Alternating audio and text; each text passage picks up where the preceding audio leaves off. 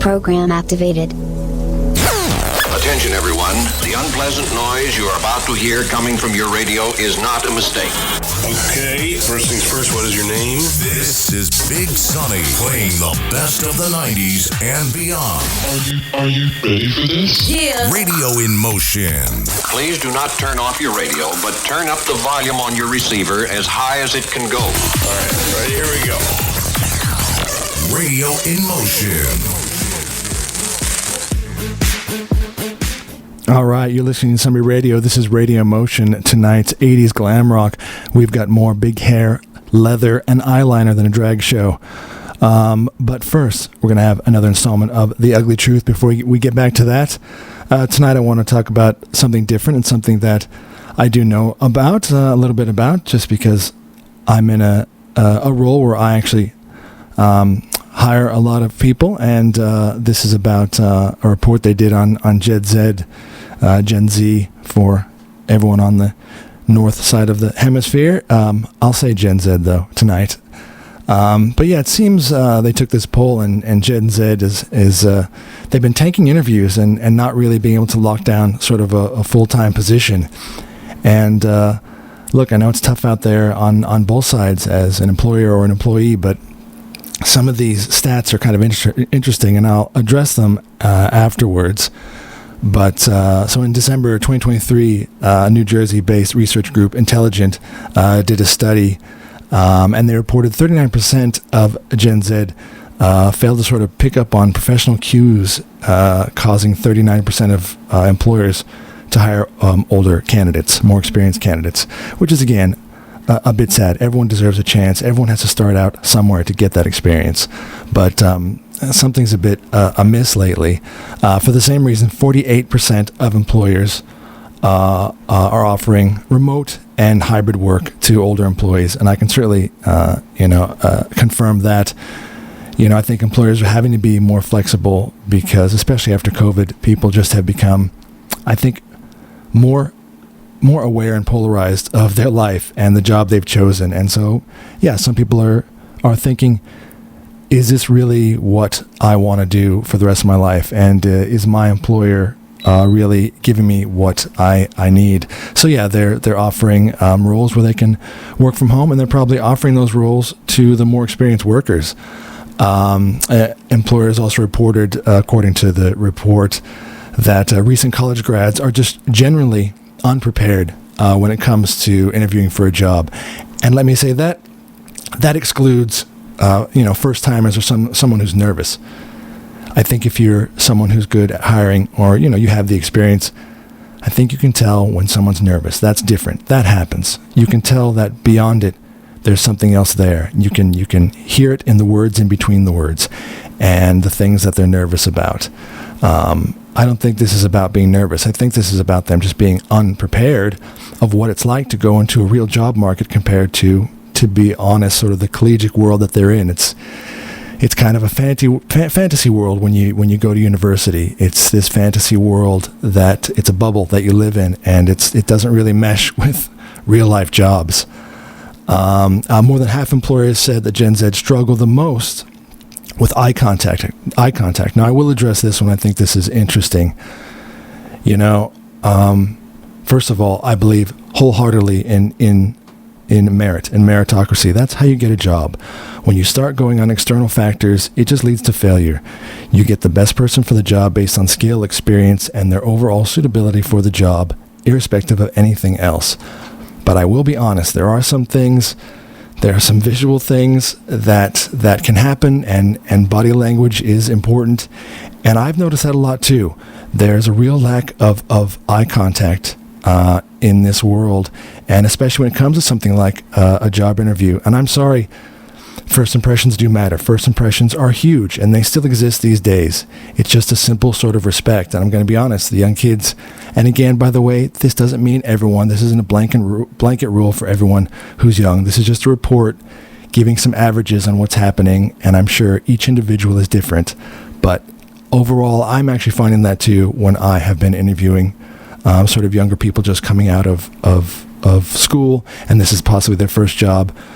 There is an issue with eye contact. And look, as cheesy as it sounds in my day, especially, when your dad has his friends come over or his work colleagues, you are right now, you are being judged. And that probably still happens to this day. Your dad's friends are judging you based on a lot of things. Number one, your handshake. That was a huge thing. When you shake your dad's friends' hands, they're going to come out and they're going to grab your hand and squeeze it to death. And if you're like 8 years old, you better be prepared to go like that. Again, I know you're like, oh, the patriarchy, down with the patriarchy. I'm sorry. I believe sometimes in the simple things, and this transfers to young girls too, not just young boys. It's just about respect and respecting your elders. And part of that is the simple things like eye contact or a firm handshake or just that respect. And I do think that's missing a lot these days. And I'll tell you why in a bit. Obviously, social media is a huge thing. Everyone on their phones.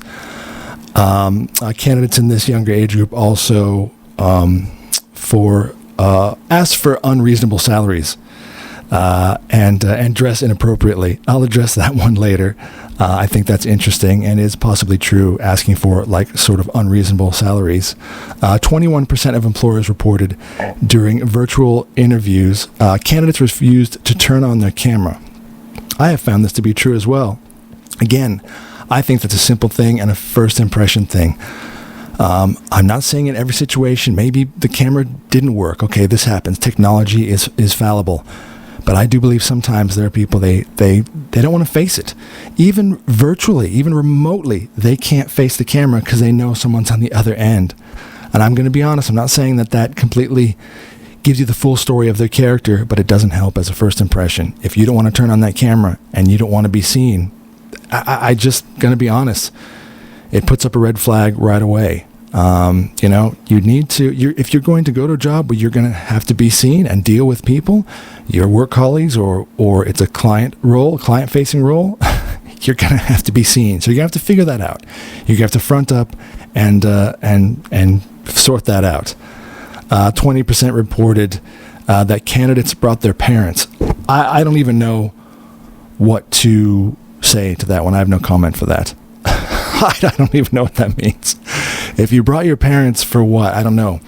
In case the parents were going to jump in and scold them, or maybe I was triggered by something and I was going to start to cry and I would need to hug my mom or dad. I think that's weird. Sorry, I'm leaving that one alone. 58% said that they got offended too easily. Look, I think that's just the world today. Everyone's so easily triggered. And again, the real world really doesn't care. Is there a real world? There is. Don't let the songs fool you. There is a real world. It's called the working world. And that world doesn't care about your feelings. Things like all the dirty jobs, okay? Maybe a cushy office tech job where you will never face the public and you can sit there just coding. All right. You can be a total recluse and do that. But there are public-facing jobs where you still need to present yourself. And there's also the dirty jobs like someone down in a mine or the electrician up on an electric pole and during a storm, rescuers out there, a fireman, someone during a flood or a fire. These jobs really don't care if you get offended because your job is to do the job at all costs, at any cost. They're saying overall Gen Z seem to be unable to handle their workloads, and 60% of them are late. I'm going to be honest, I can attest to that one too. Just be on time. The job starts at a certain time. My car broke, the train broke, this was late, my dog ate my homework. These things just don't fly as you get older. And it's, I'll be honest, I feel like we reward bad behavior these days. It's a trend. We reward bad behavior. I thought you were supposed to reward good and respectful behavior, like showing the respect of showing up on time for your job. That's a little thing, yeah? So let me talk about the thing with parents. So some of the things that they attributed to this might be, they said bad parenting. That's kind of harsh, but I'm not going to lie. Some of that's probably true.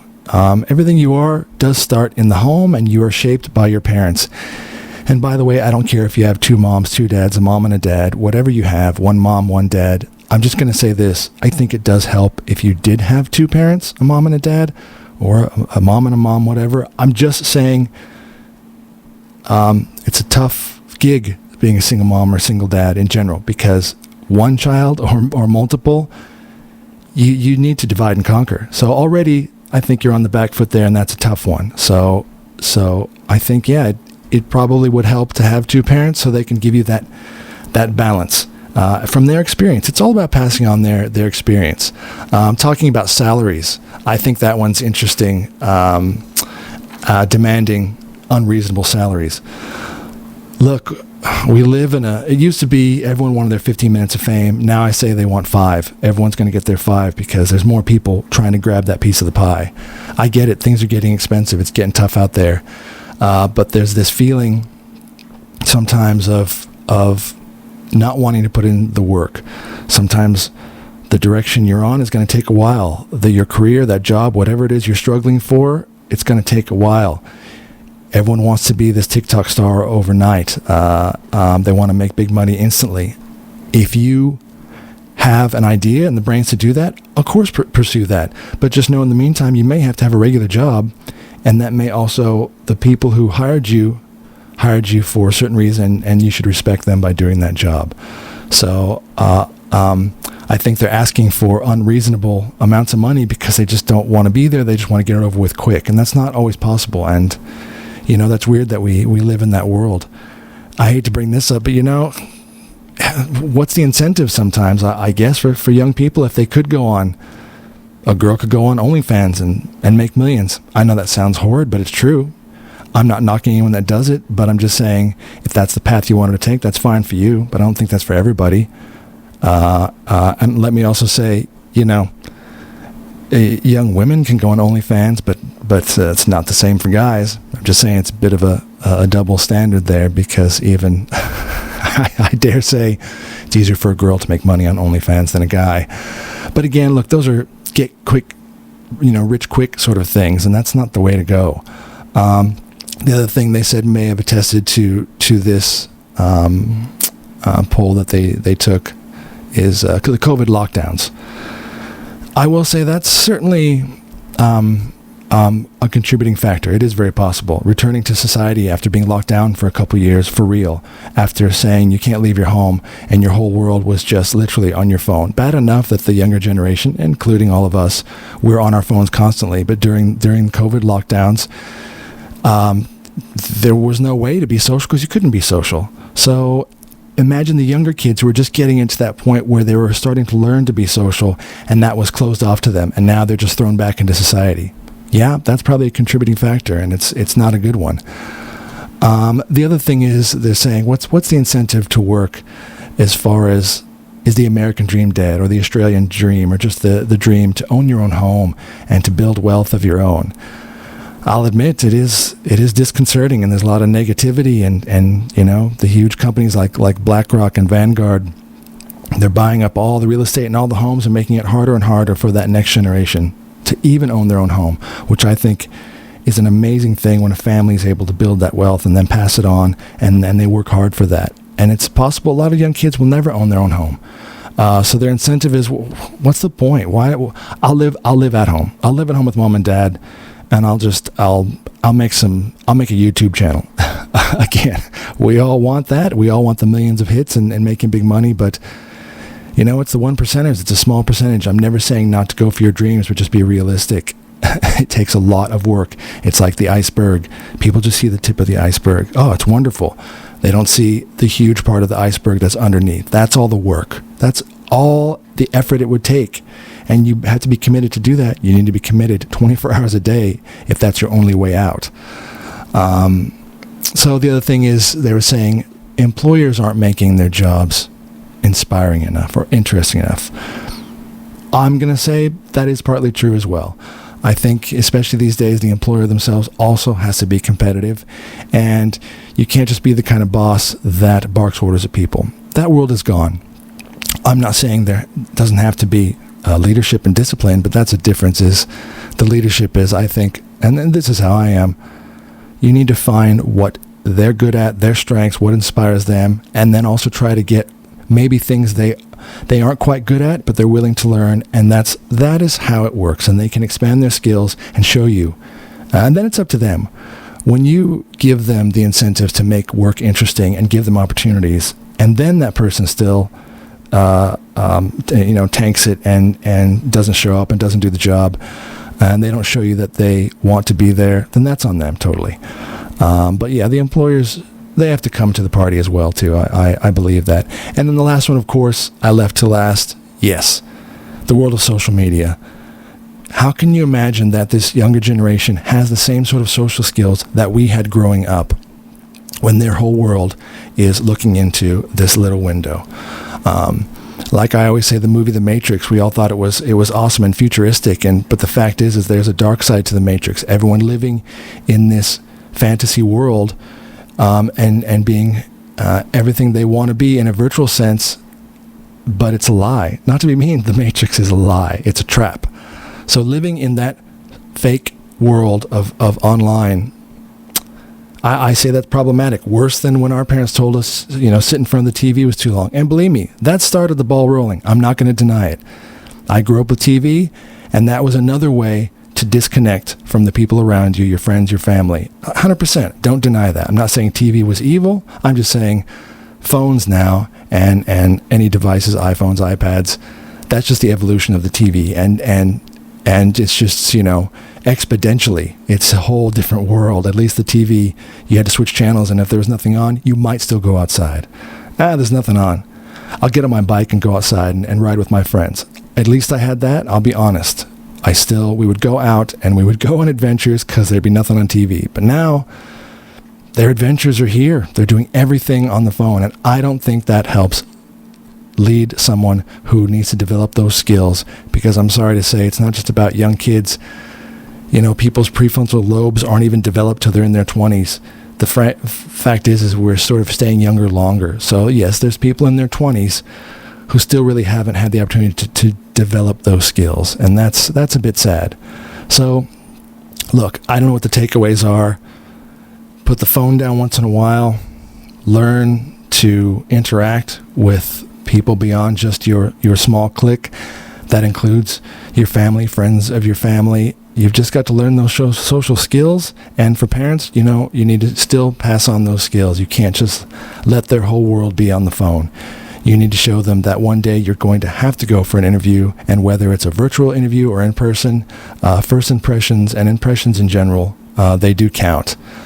So, look, that's my quick take on the ugly truth, and there's always hope. There's always hope. It's not all bad, but let's hope for the best in the future of the human working force before AI takes over, because that's coming, let me tell you. All right, more coming up tonight on Sunbury Radio, 99.3 FM. You're listening to 80s glam rock on Radio Motion. More great songs after a word from our sponsors.